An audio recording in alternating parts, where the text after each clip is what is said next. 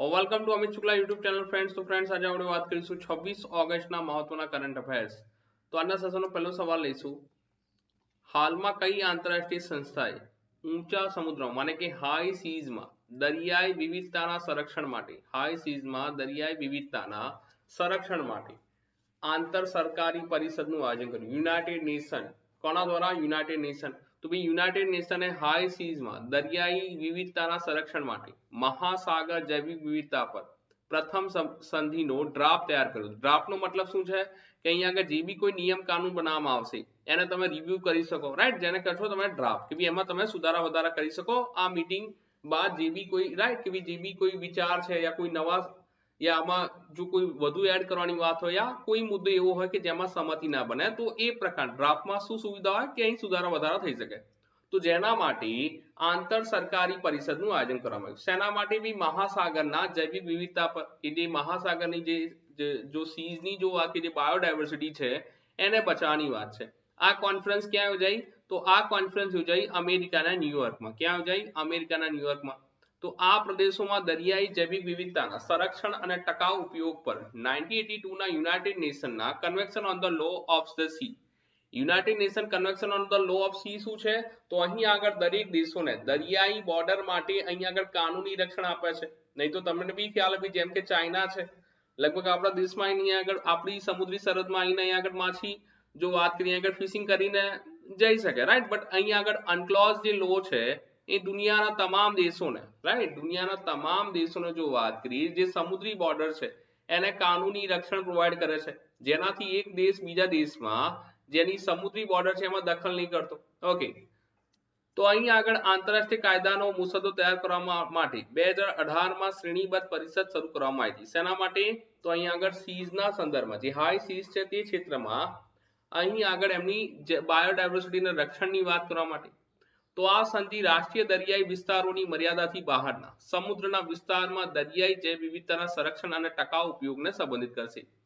આ કરાર સમુદ્રમાં જૈવિક સંશોધનોની શોધમાં રોકાયેલી કંપનીઓના અધિકારો પર નિર્ણય લેશે.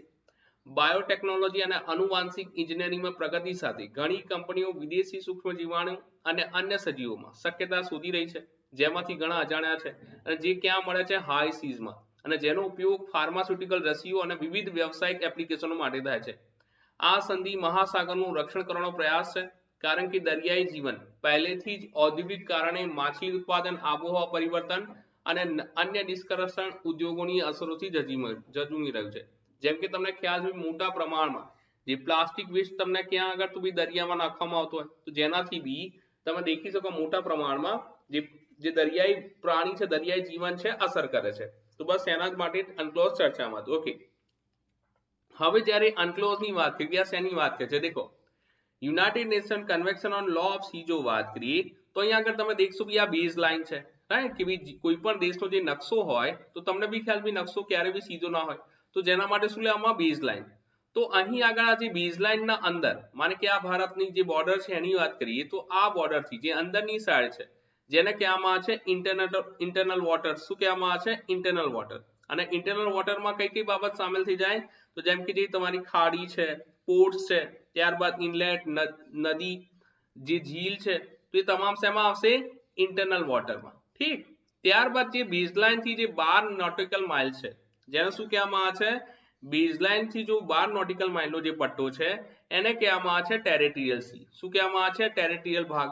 હવે આ જે ટેરેટોરિયલ ભાગ છે અહીં આગળ, ઠીક છે, તો ભાઈ આ જે ટેરેટોરિયલ ભાગ છે ત્યાં આગળ તમામ પ્રકારની માને કે આ ભાગ પર કોનો અધિકાર હોય? તો ભાઈ જે તે દેશનો, રાઈટ, કે ભાઈ જે બેઝલાઇન થી 12 નોટિકલ માઇલનો, તો અહીંયા આગળ જે દેશની બેઝલાઇન છે એની વાત છે. ઠીક ને, આ શું છે ભાઈ? નેશનલ એર સ્પેસ, કે ભાઈ આમાં જો વાત કરીએ ભારતીય જહાજ જ ઉડી શકશે, વિધાઉટ પરમિશન કોઈ વિદેશી જહાજ અહીં ઉડી નહીં શકે, રાઈટ. તો આ ક્ષેત્રમાં બી એક આ પોઈન્ટ છે, જરૂર ધ્યાનમાં રાખજો. ત્યારબાદ જો વાત કરીએ અહીંયા આગળથી જો તમે સેકન્ડ પોઈન્ટ જો આગળ વધશો બી, જે આ સેકન્ડ 12 નોટિકલ માઇલની વાત છે, રાઈટ, જે 24 નોટિકલ માઇલનો જે પટ્ટો બને છે, તો એવા કિસ્સામાં અહીં શું કહેવામાં આવે છે? કોન્ટિન્યુઅસ ઝોન. તો જે બેઝ લાઇન થી કેટલા કિલોમીટર દૂરની વાત છે? તો અહીં આગળ 24 નોટિકલ માઇલ દૂરની વાત છે. તો જેના અંતર્ગત મોટા પ્રમાણમાં જે સીમા શુલ્ક છે, માને કે અહીંયા આગળ દેશ દ્વારા અહીંયા આગળ જે ટેક્સ લગાવવામાં આવશે, ત્યારબાદ માને કે અહીંયા આગળ જે ટેક્સ લાગશે તો આ ક્ષેત્રમાં આવશે તો અહીંયા ટેક્સ લાગશે. ઠીક, તો આ પણ તમે ધ્યાનમાં રાખી શકશો ને આ ક્ષેત્રમાં જે ન્યાયિક અધિકાર કોનો હશે તો જે તે દેશનો હશે અને હા અહીંયા આગળ જો ઇન્ટરનેશનલ એરસ્પેસ અહીંયા આગળ હવાઈ ઉડ્ડયન થઈ શકશે ત્યાર પછી જો વાત કરીએ આ બોર્ડર થી માને કે 12 નોટિકલ માઇલ થી ને અહીં સુધી 200 નોટિકલ માઇલનો જે પટ્ટો છે એને કહેવામાં આવે છે એક્સક્લુઝિવ ઇકોનોમિક ઝોન જેમાં તટીય દેશોને માને કે જેની આ બોર્ડર લાઈન છે એના તમામ જે પ્રાકૃતિક સંસાધનો છે એની ખોજ ત્યારબાદ એનું રિસર્ચ એનું સંરક્ષણ અને એના મેનેજમેન્ટ માટે તમામ અધિકાર હોય છે તો જેને કહેવામાં આવે છે આ જે પટ્ટો છે શું છે એક્સક્લુઝિવ ઇકોનોમિક ઝોન જે આ જે તે દેશનો જે બેઝલાઇન હોય એનાથી 200 નોટિકલ માઇલ સુધી એનો અધિકાર હોય તો આ પણ તમે ધ્યાનમાં રાખી શકો અને હાઈ સીઝ ની વાત કરી રાઈટ તો ભાઈ જે હાઈ સીઝ ની વાત છે તો આ એવો એરિયા છે જે એક શાંતિપૂર્ણ હેતુ માટે બીજા દેશો પણ અહીંયા આવીને રિસર્ચ કરી શકે રાઈટ કે ભાઈ આ જો વાત કરીએ તમામ લોકો માટે એવું નહીં કે ભાઈ અહીંયા આગળ જે તે દેશનું જે બેઝલાઇન છે તો આ એરિયામાં શાંતિપૂર્વક રાઈટ શાંતિપૂર્વક જો વાત की जो રિસર્ચ કરતા હોય તો કરી શકે છે બીજા દેશના લોકો તો આ તમે જરૂર ધ્યાનમાં રાખજો રાઈટ તો અહીં આગળ જે એક્સક્લુઝિવ ઇકોનોમિક ઝોન થી અલગ જે સમુદ્રની સપાટી હોય રાઈટ તો એને શું કહેવામાં આવે છે હાઈ સીઝ કહેવામાં આવે છે તો વર્તમાનમાં આ જ એરિયા માટે કયા એરિયા માટે આ જ એરિયા માટે અહીં આગળ સહમતિ બની માને કે આ એરિયામાં આ એરિયાના સંદર્ભ માટે કે ભાઈ અહીં આગળ જો વાત કરીએ રિસર્ચ કરવા માટે કે ભાઈ આપણા સંરક્ષણ માટે વર્તમાનમાં અહીં સહમતિ બની માને કે ડ્રાફ્ટ પસાર કરવામાં આવે તો આ ચર્ચા જરૂર ધ્યાનમાં રાખજો ઓકે ત્યારબાદ જો તમને ખ્યાલ હોય અનક્લોઝ તમને ખ્યાલ છે જે અનક્લોઝ છે ક્યારે અહીંયા આગળ જો વાત કરી હસ્તાક્ષર થયા 1982 માં બટ લાગુ ક્યારે થયો અનક્લોઝ ની વાત કરી તો લાગુ થયો ઇફેક્ટિવ થયો 1994 માં ભારત બી 1982 માં અહીં સામેલ થયું તો આ પણ તમે ધ્યાનમાં રાખી શકો અને આ જે અનક્લોઝ છે કોને રિપ્લેસ કર્યું હતું તો જે 4 જીનેવા કન્વેન્શન છે 4 જીનેવા કન્વેન્શન છે એને રિપ્લેસ કર્યું હતું અનક્લોઝ 4 જીનેવા કન્વેન્શન ક્યારે હતું 1958 માં ઠીક છે તો આ પણ તમે ધ્યાનમાં રાખી શકો ચલો સવાલ નંબર લઈશું સેકન્ડ હાલમાં કઈ કંપનીએ vertical launch short range surface to air missile VLSRSM નું સફળતાપૂર્વક પરીક્ષણ કર્યું તો ભાઈ વર્તમાનમાં જો વાત કરીએ DRDO કોના દ્વારા DRDO દ્વારા અહીં આગળ એક vertical launch surface to air missile launch કરવામાં આવી જે કોના માટે છે પહેલો સવાલ તો આ બનશે દેખો બનાવી કોને DRDO પરીક્ષણ કોને કર્યું DRDO કોના માટે બનાવવામાં આવી છે ભાઈ નેવી માટે બનાવવામાં આવી છે કોના માટે નેવી માટે બનાવવામાં આવી છે ઓકે ત્યારબાદ જ્યારે બી અહીંયા આગળ તમે શબ્દ દેખો છો રાઈટ કે ભાઈ આ બનાવી આનું પ્રક્ષેપણ ક્યાં થશે તો આનું જે પ્રક્ષેપણ થયું હતું ઓડિશાના ચાંદીપુર રેન્જથી રાઈટ આનું જો પ્રક્ષેપણ પૂછી લે તો ક્યાં આગળથી કરવામાં આવ્યું હતું તો તમે દેખી શકો કે ભાઈ ઓડિશાના જે ઇન્ટિગ્રેટેડ ટેસ્ટ રેન્જ છે ચાંદીપુરથી vertical launch short range surface to air મિસાઇલનું સફળતાપૂર્વક પરીક્ષણ કરવામાં આવ્યું તો આ પણ તમે ધ્યાનમાં રાખી શકો તો ભારતીય નૌકાદળના જહાજમાંથી ઊભી પ્રક્ષેપણ ક્ષમતા દર્શાવવા માટે હાઈ સ્પીડ માનવ રહિત હવાઈ લક્ષ્ય સામે પરીક્ષણ હાથ ધરવામાં આવ્યું તો આ પણ તમે ધ્યાનમાં રાખી શકો ઓકે ત્યારબાદ જો આની આ પ્રક્ષેપણ દરમિયાન ITR ચાંદીપુર દ્વારા તૈનાત electro optical tracking system radar અને ટેલિમેટ્રી સિસ્ટમ જેવા વિવિધ શ્રેણીના સાધનો દ્વારા કેપ્ચર કરેલા ફ્લાઇટ ડેટાનો ઉપયોગ કરીને વિવિધ DRDO પ્રયોગશાળાના વરિષ્ઠ વૈજ્ઞાનિકો દ્વારા ફ્લાઇટ પાથ અને વાહન પ્રદર્શન પરિણામોનું મૂલ્યાંકન કરવામાં આવ્યું અને આ સફળ પરીક્ષણથી સશસ્ત્ર પ્રણાલીની અસરકારકતા સાબિત થઈ છે અને આ મિસાઇલ ભારતીય નૌકાદળને દરિયાઈ સ્કીમિંગ લક્ષ્યો સહિત નજીકના અંતરે વિવિધ હવાજન્ય જોખમોને નિષ્ક્રિય કરવામાં અહીં આગળ મજબૂત બનાવશે ઓકે અહીં જો વાત કરીએ રાઈટ કે આની રેન્જ કેટલી છે તો આની રેન્જ છે 40 થી 50 કિલોમીટર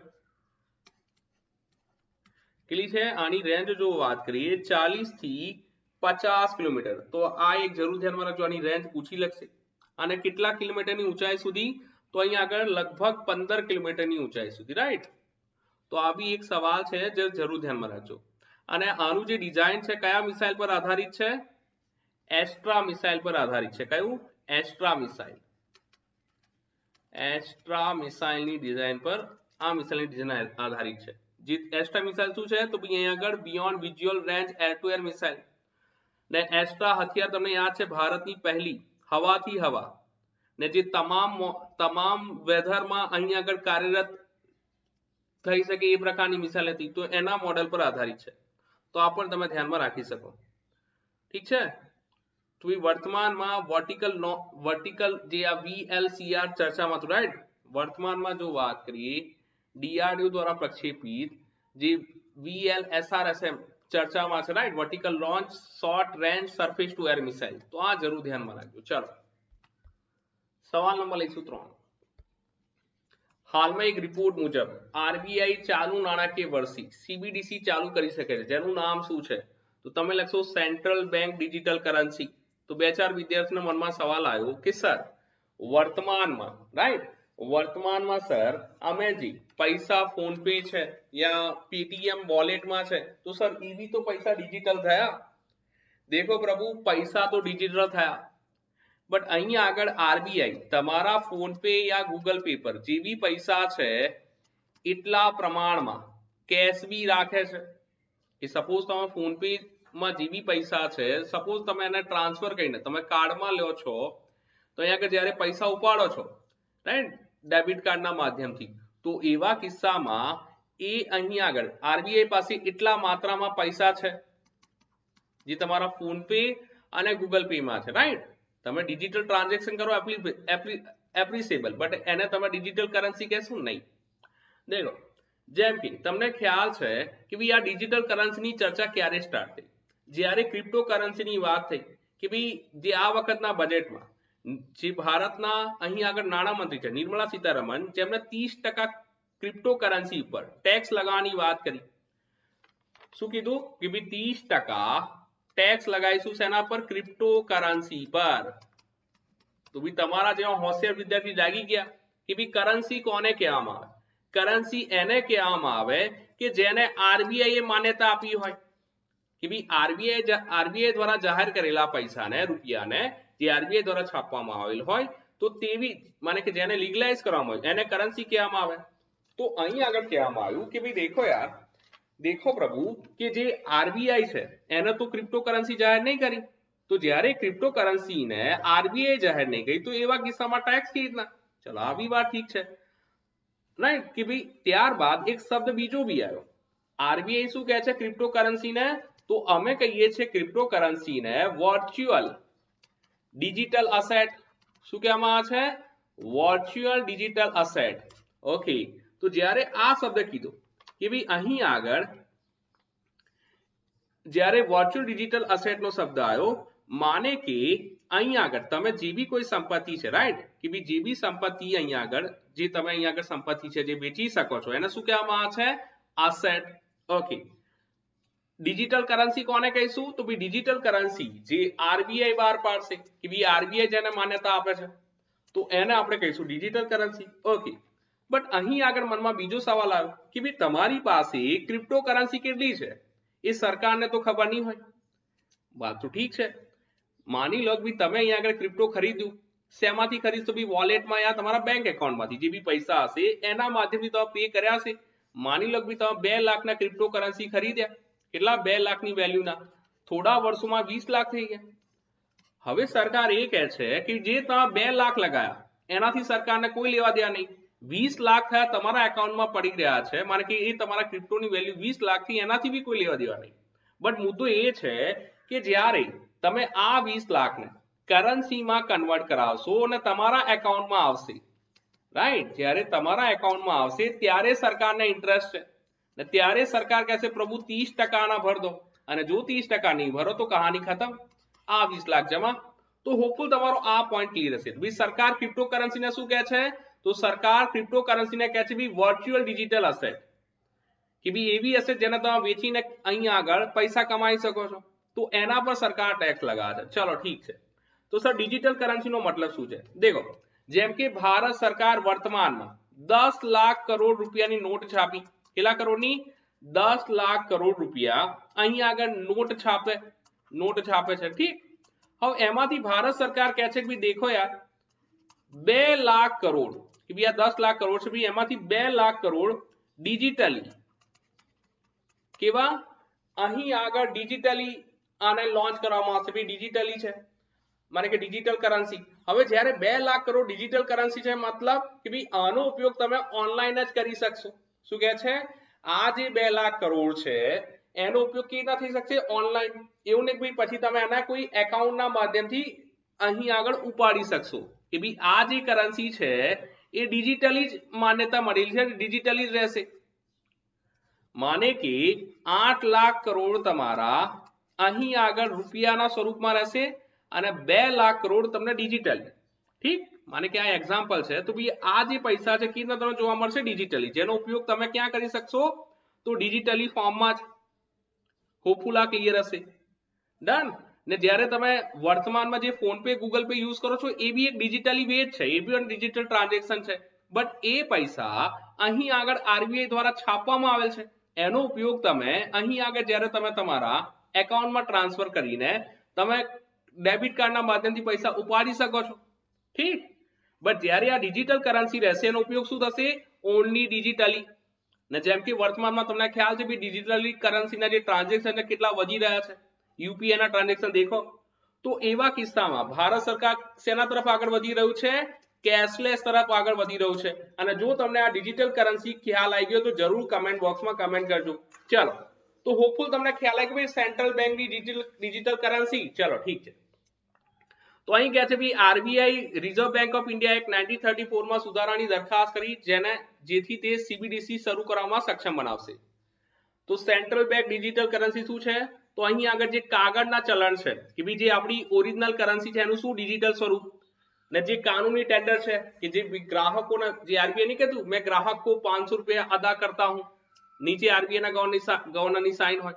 તો બસ એ જ રીતે અહીં આગળ આ જે કરન્સી છે કે રહેશે ડિજિટલ, પેપર ફોર્મમાં નહીં રહે. ને ક્રિપ્ટો કરન્સીથી વિપરીત જે કોઈ પણ નિયમનકારી સંસ્થા દ્વારા સંચાલિત નથી. તો આ પણ તમે ધ્યાનમાં રાખી દો. ચલો આગળ વધીએ. સવાલ નંબર 4, હાલમાં ભારતે કઈ સંસ્થા સાથે પ્રથમ રાજકીય વાટાઘાટો શરૂ કરી? તો ભાઈ નાટો. નાટો નો મતલબ શું છે? North Atlantic Treaty Organization. Sir આ કયું ગ્રુપ છે?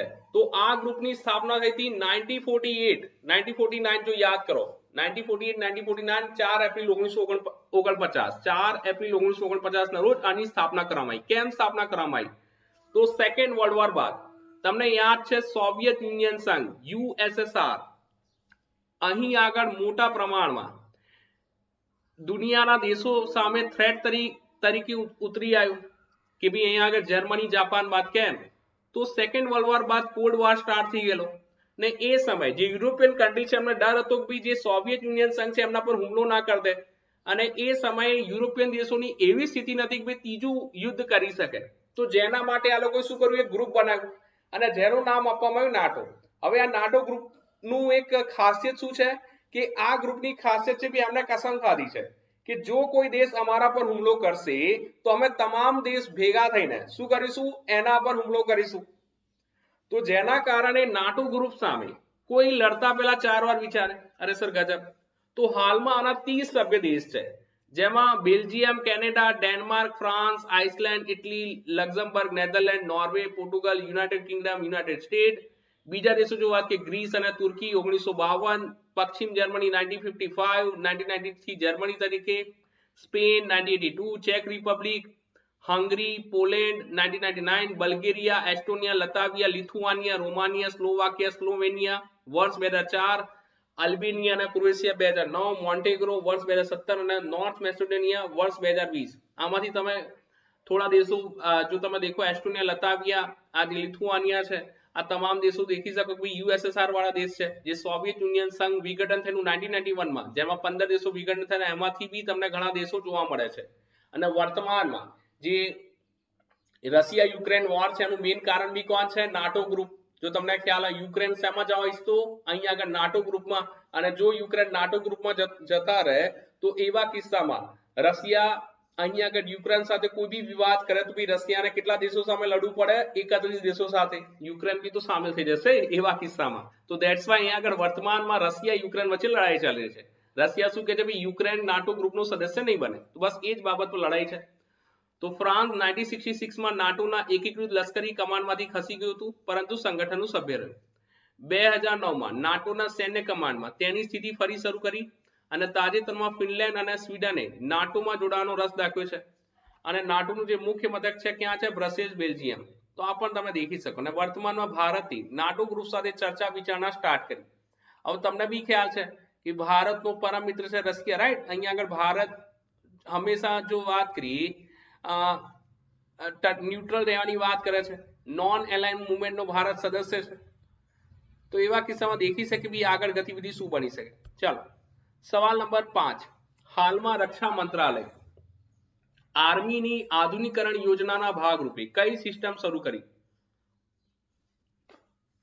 તો હાલમાં રક્ષા મંત્રાલય આર્મીની આધુનિકરણ યોજનાના ભાગરૂપે FINSAS સિસ્ટમ શરૂ કરી છે. મતલબ શું થાય? તો ભાઈ વર્તમાનમાં જે FINSAS સિસ્ટમ છે એનો મતલબ થાય છે ફ્યુચરિસ્ટિક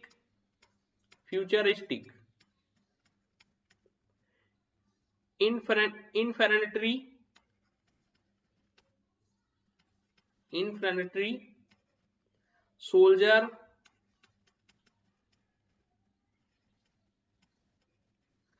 as system.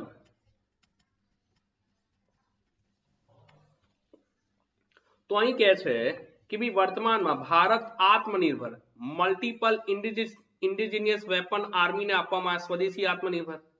તો અહીં આગળ રાજનાથ સિંહ સાહેબ જે ભારતના વર્તમાનમાં રક્ષા મંત્રી છે તો એમને અહીં આગળ દૂરબીન, માઇક, કેમેરા ફ્યુચરના હિસાબે આર્મીના જવાનોને મિનિમમ ક્ષતિ પહોંચે એ પ્રકારના ઉપકરણ આપવાની વાત છે.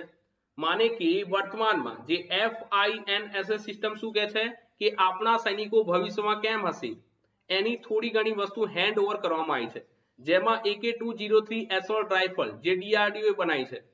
ત્યારબાદ સૈનિકના માથા પર બેલાસ્ટિક હેલ્મેટ. હવે આ જે બેલાસ્ટિક હેલ્મેટ છે જે સૈનિકને રાઈટ કે ભાઈ બુલેટ પ્રૂફ હેલ્મેટ કહેશો કે જેને ગોળી બી કઈ નહીં કરી શકે, રાઈટ? અહીં આગળ જો ગોળી ચલાવવામાં આવશે ભાઈ ગોળીથી બી કઈ નહીં થઈ શકે એ પ્રકારનું હેલ્મેટ બનાવવામાં આવે છે જેને કહેવામાં આવે છે બેલાસ્ટિક હેલ્મેટ. ત્યારબાદ NVG આપવામાં આવ્યું છે. NVG નો મતલબ શું થાય? નાઇટ વિઝન કેમેરા કે ભાઈ દૂર સુધીના લોકેશન જોઈ શકશે, દૂર સુધીના લોકેશન જોઈ શકશે.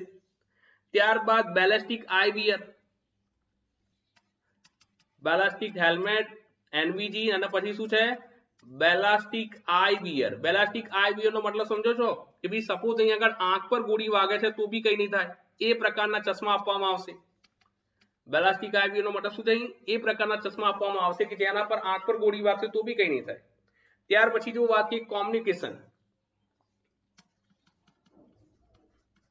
તો ભાઈ કોમ્યુનિકેશન એવા પ્રકારના થશે ભાઈ વિધાઉટ ડિસ્ટર્બન્સ કોમ્યુનિકેશન થશે એવા પ્રકારનું ઓડિયો પ્રૂફ આપવામાં આવ્યું છે. ત્યાર પછી AK-203 આપવામાં આવી છે તો તમને ખ્યાલ છે જેની રેન્જ કેટલી છે? 300 મીટર.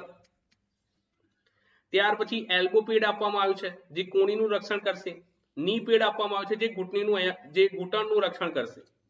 તો વર્તમાનમાં ભારતીય આર્મીને અમેરિકા જેવી જે સિસ્ટમ છે, રાઈટ? અમેરિકન આર્મી પાસે જેવી સિસ્ટમ છે એ પ્રકારની સિસ્ટમથી આગળ સજ્જ કરવાની વાત છે જેનાથી ભારતીય આર્મીના જવાનો અહીં આગળ ઓછામાં ઓછી તમને ક્ષતિ પહોંચે. તો આ સિસ્ટમ શું છે? FINSAS system. તો આ જરૂર ધ્યાનમાં રાખજો. Futuristic infantry soldiers S system. ચાલો સવાલ નંબર લઈશું 6. હાલમાં કયા રાજ્યની સરકારે દવાઓની દેખરેખ માટે ઓનલાઈન મોનિટરિંગ સુવિધા શરૂ કરવાની જાહેરાત કરી? તો ભાઈ કયા રાજ્યની વાત છે? કેરળ. તો કેરળ શું કહે છે કે ભાઈ હોસ્પિટલમાં દવાઓની અછતના આક્ષેપો વચ્ચે સરકારે ટૂંક સમયમાં રાજ્ય સરકારી તબીબી સંસ્થાઓમાં દવાઓની ઉપલબ્ધતા અને વિતરણને ટ્રેક કરવા માટે એક ઓનલાઈન મોનિટરિંગ સુવિધા શરૂ કરશે. કેટલીક સરકારી હોસ્પિટલમાં દવાઓ પ્રાથમિક દવાઓની પણ અછત હોવાના અહેવાલો પછી આ સુવિધા આવી છે. કેરળના આરોગ્ય મંત્રી વીણા જ્યોર્જે હોસ્પિટલમાં દવાઓની ઉપલબ્ધતા અને વિતરણ સુનિશ્ચિત કરવા માટે આ સર્વેલન્સ સિસ્ટમ શરૂ કરી છે. તો આ પ્રક્રિયા મૂળભૂત રીતે હોસ્પિટલમાં દવાઓના સંગ્રહ અને વિતરણની સાથે જરૂરિયાત અને સંભવિત વૃદ્ધિને ધ્યાનમાં રાખીને દવાની માંગને સંતુલિત કરવા માટે વિકસાવવામાં આવી છે. ભાઈ વર્તમાનમાં અહીંયા આગળ જ્યારે દવાઓની અછત દેખાય તો ભાઈ કેરળ સરકારે કીધું કે ભાઈ જેવી ડિસ્ટ્રીબ્યુશન છે એનું અમે ઓનલાઈન વોચ આઉટ રાખીશું અને જેનાથી અમને ખ્યાલ હશે કે દવાઓના વિતરણમાં કોઈ વિલંબ તો નહીં થઈ રહ્યો અથવા તો જે દવાઓ છે એનો યોગ્ય રીતે ઉપયોગ થઈ રહ્યો છે કે નહીં. તો એના માટે વર્તમાનમાં જે કેરળ સરકાર છે એને અહીંયા આગળ મોનિટરિંગ સ્ટાર્ટ કર્યું છે, તો આ પણ તમે ધ્યાનમાં રાખી શકો. તો ભાઈ આ હતી આજના સેશનની કહાની. હોપફુલ તમને મજા આવી છે. તો મળીશું નેક્સ્ટ ક્લાસમાં.